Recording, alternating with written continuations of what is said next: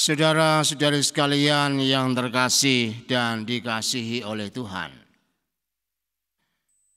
Generasi milenial sudah mulai lewat. Kita sedang berada di Gen Z. Ciri-ciri yang mewarnai adalah ambisi, digital teknologi, dan percaya diri. Barang paling penting di dunia saat ini adalah handphone. Kebutuhan paling mendesak adalah internet. Kemudian pertanyaannya adalah perkembangan komunikasi dari hari ke hari yang menandai generasi ini. Ada apa di balik semuanya itu? Apakah karena kita adalah makhluk komunikasi ataukah sebenarnya ada sesuatu yang menandainya? Maka mari kita melihatnya dalam 3 poin berikut. Yang pertama, komunikasi untuk menjadi satu.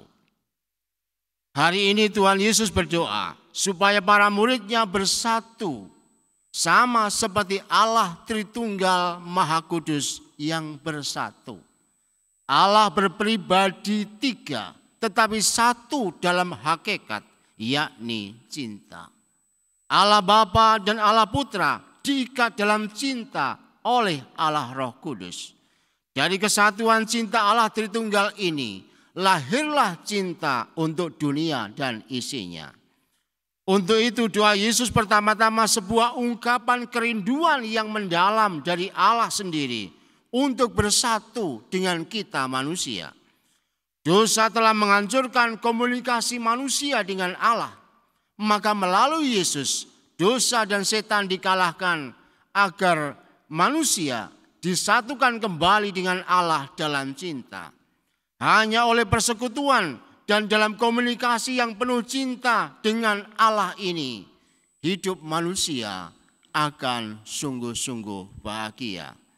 Melalui doa Yesus kita disadarkan bahwa apapun zamannya, seperti apapun alat komunikasinya, pertanyaan pentingnya adalah apakah semuanya itu menjamin relasi kita dengan Allah semakin intensif dan berkualitas atau tidak. Apabila ujungnya tidak membuat kita satu dengan Allah dalam cinta dan komunikasi kita dengan Allah justru terhenti, digitalisasi apapun itu tetap tidak berguna sama sekali.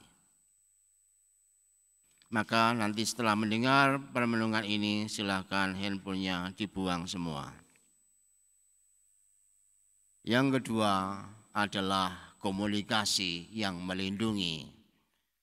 Minggu Paskah ke-7 oleh gereja dirayakan sebagai hari komunikasi sosial sedunia.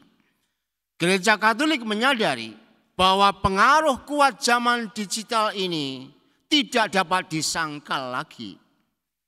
Datangnya masyarakat informasi merupakan sebuah revolusi kebudayaan yang nyata di depan kita.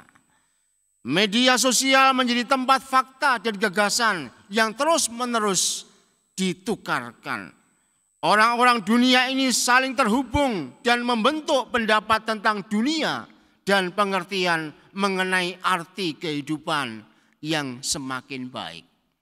Namun kemajuan teknologi yang mempunyai tujuan luhur seperti itu kerap kali berdampak sangat buruk. Banyak orang mulai melalaikan relasi mendasar dengan Allah dalam doa. Doa menjadi berkurang, tetapi tangan tak pernah terhenti dengan handphonenya. Bahkan dunia maya benar-benar maya, karena kita lebih suka bayangan daripada perjumpaan dari muka ke muka. Orang takut melihat muka, hanya berani melihat foto.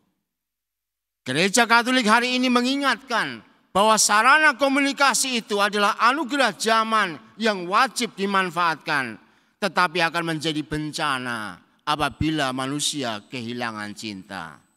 Yesus hari ini menyapa kita lewat doanya agar kita dilindungi dari yang jahat.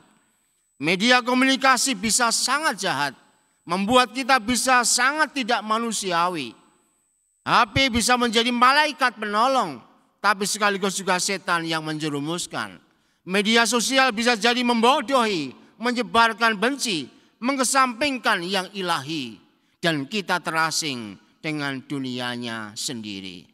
Yesus berdoa supaya kita dilindungi dan terbebaskan dari kejahatan zaman seperti ini.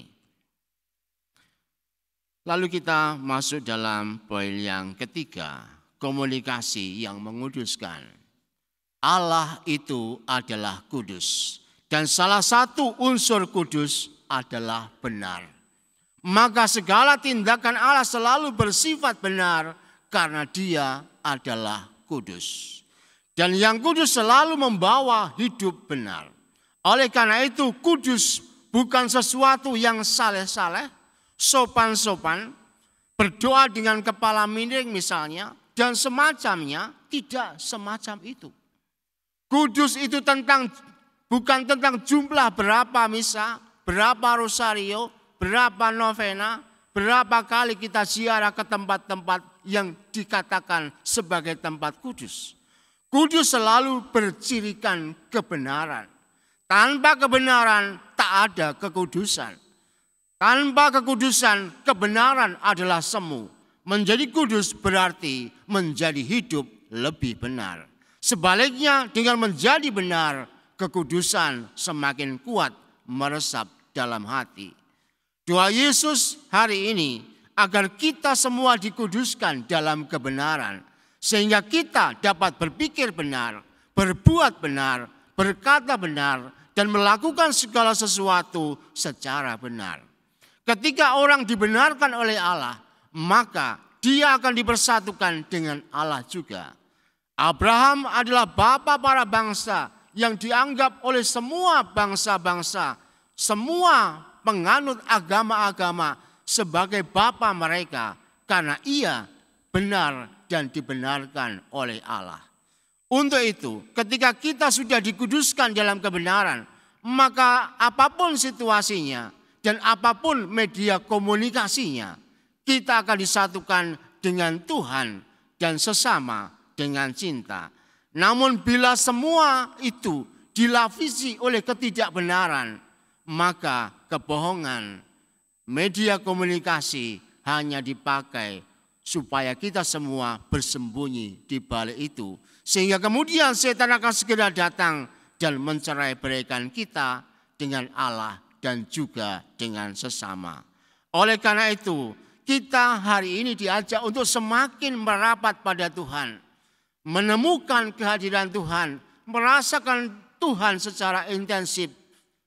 Dan kemudian kita akan semakin kudus karena kebenaran itu. Sehingga kita menjadi orang benar di hadapan Allah dan dunia. Dan kemudian hidup kita menjadi bahagia.